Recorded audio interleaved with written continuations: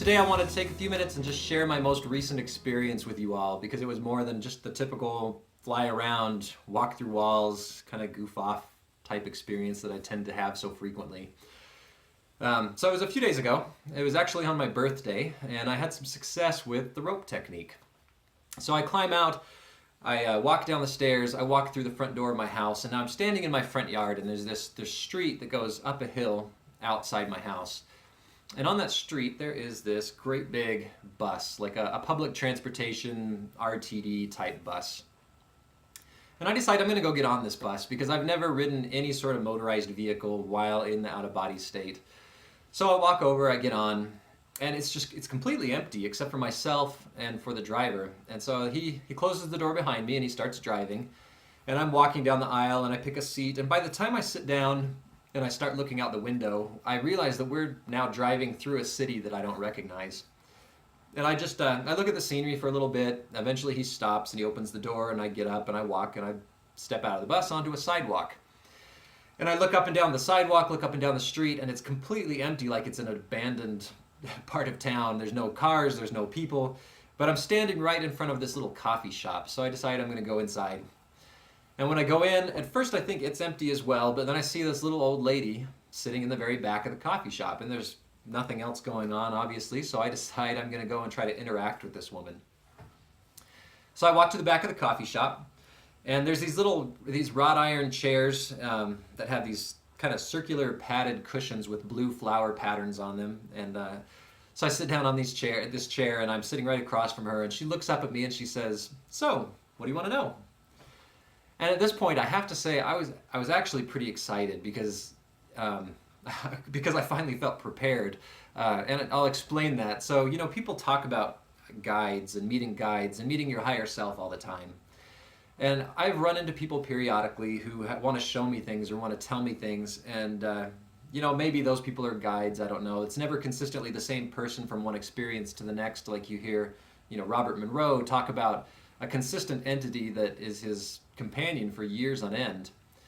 And I've never had anything like that. And so as a result, I meet these people that want to tell me things so rarely, and it's usually not something that I've planned. And so I tend to not have any sort of intelligent question prepared.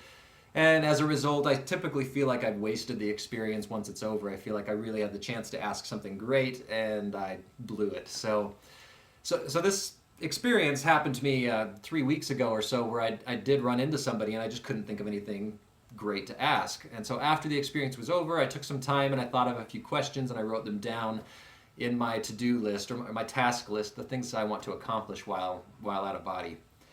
And so this lady, she asks me, "So what do you want to know?" And like I said, I felt prepared because I had at least one question ready. And the one that popped into my mind is one that I've thought about quite a bit just during waking life, and that is, how can I improve my current practice? How can I make my success rate more frequent? Because even on the best of months, I hit a maximum of 1 to 2 projections or out-of-body experiences a week. And I still feel like there's quite a bit of luck involved, and I feel like there's still something I'm missing. There's got to be something else I can learn to improve that success rate. And so I ask her this, and her answer is that the only way I'm ever going to get to a level that I'm completely happy with is if I learn to consciously shift my focus, is what she says. And at the time, I don't know what this means. Thinking about it later, I think about Tom Campbell and how he talks about how he has the ability to just shift his attention at any point in time, and he can look from the physical to the non-physical just during waking life while he's walking around, which I imagine that's got to get confusing if you just start doing that inadvertently. But I've met so few people in life that claim to have that ability that I've never had the opportunity to ask, how does that work? How can you just shift your focus consciously from one plane of existence to another? And so I ask her, I say, "So how do I do this?" And she doesn't move, she doesn't touch me, but she just says like this. And as soon as she says that, the vibrational state starts, but it's only in my head. It's confined all just to my brain. And it builds an intensity, and as soon as I hit this peak of intensity, then it starts to calm down again, and I find myself laying in my bed looking up at the ceiling.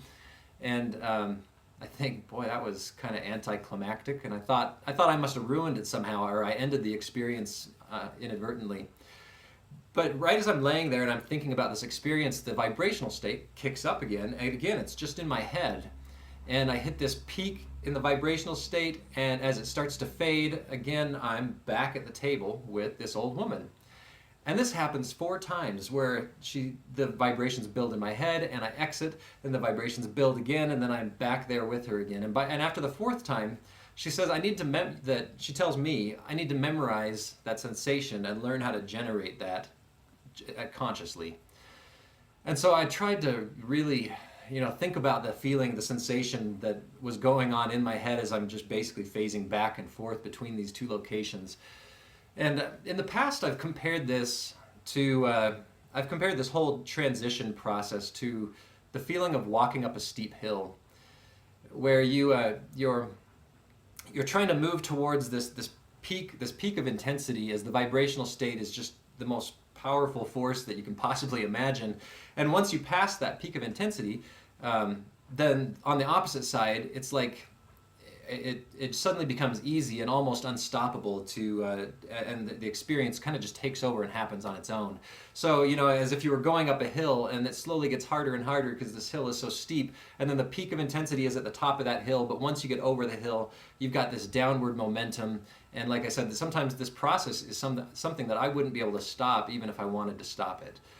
So as I was thinking about this experience going back and forth, what I realized is that it's not so much the feeling of going up a hill, but it feels physically more like my brain is a magnet, like the positive side of a magnet, and then this barrier or the vibrational state is also a positive side of a magnet. And the closer I get, the harder it pushes away, and I feel this pressure.